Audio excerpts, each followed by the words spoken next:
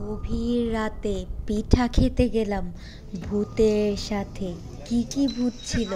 সাদা ভূত ছিল, কালো ভূত ছিল, নাকি লাল ভূত ছিল? জানতে হলে পুরো ভিডিওটি না টেনে দেখতে হবে আর ঘর গল্প ইউটিউব চ্যানেলটি সাবস্ক্রাইব করতে হবে, তাহলে কিন্তু ভূতের দেখা পাবেন। তখন 12টা, চারপাশ ঘুটঘুটে অন্ধকার।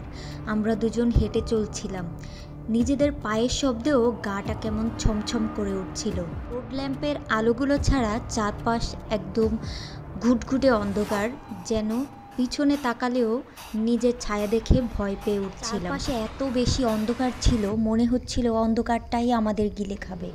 হুট করে যদি কেউ পিছন থেকে ডেকে উঠে, ঠিক তখন কীরকম অনুভূতিটা হবে আপনারাই বলেন। এরকমই মনে হচ্ছিল যে আমাদের হয়তো পিছন থেকে কেউ টেনে ধরছিল। সময় আমরা দুজন একটা পচা পচা গন্ধ পাচ্ছিলাম, মনে হচ্ছিল কোনো একটা অবয়ব আমাদের সাথে সাথে হাঁটছে। যাই হোক, আমি আর ভূতের স্টোরিটা আর কন্টিনিউ করতে পারছিলাম না, কারণ পরবর্তীতে আর কী বানিয়ে বলবো আমি আসলে বুঝতেই পারছিলাম না। তো আমার মনে হয় যে যারা ভূতের স্টোরি বলে তারা এরকম বানিয়ে বানিয়েই বলে। তো তখন হচ্ছে রাত 12টা না, তখন রাত মেবি 8টা বাজে। তো চারপাশটা এত ঘুটঘুটে ছিল যে আমি যদি ভূতের স্টোরি বলে এটা চালিয়ে দিতাম, কোনোভাবেও কেউ প্রমাণ করতে পারতো না যে এটা মিথ্যা। তো আমরা হচ্ছে রাত 8টা বাজে পিঠা খাওয়ার উদ্দেশ্যে বের হয়েছিলাম, আমি আমার হাজব্যান্ড মিলে। সো আমরা হচ্ছে ভাপা পিঠা খাবো, এই জন্য আমরা বের হয়েছি। শীতের শুরুতেই প্রথমবারই আমরা এই ফার্স্ট পিঠা খেতে গিয়েছি, আর এখনও তেমন বেশি শীতও পড়ে নেই। আগের বছর শীতে আমরা এরকম বের হতাম পিঠা খেতে, এবছর শীতেই প্রথমবারই আমরা বের হলাম। নেক্সট বের হওয়া হবে অনেকবারই।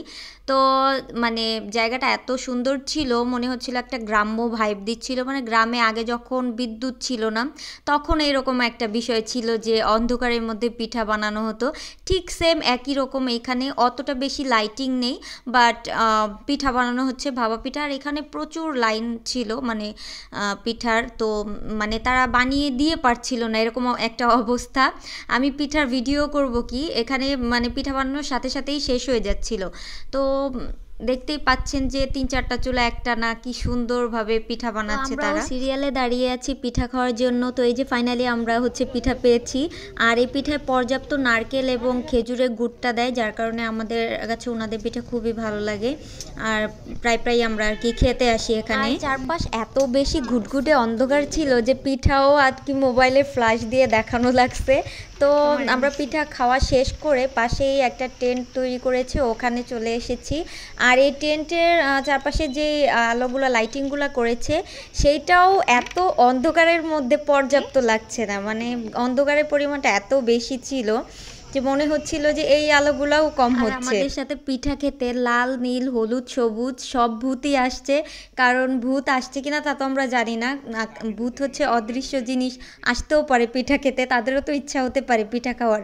তো আমরা যেহেতু তেলের পিঠা খাই নাই, মানে আমরা ভাপা পিঠা খাইছি, তেলের পিঠা খেলে একটা সম্ভাবনা থাকতো যে ভূত আসতেও পারতো, আমরা হচ্ছে ভাপা পিঠা খাইছি এই জন্য।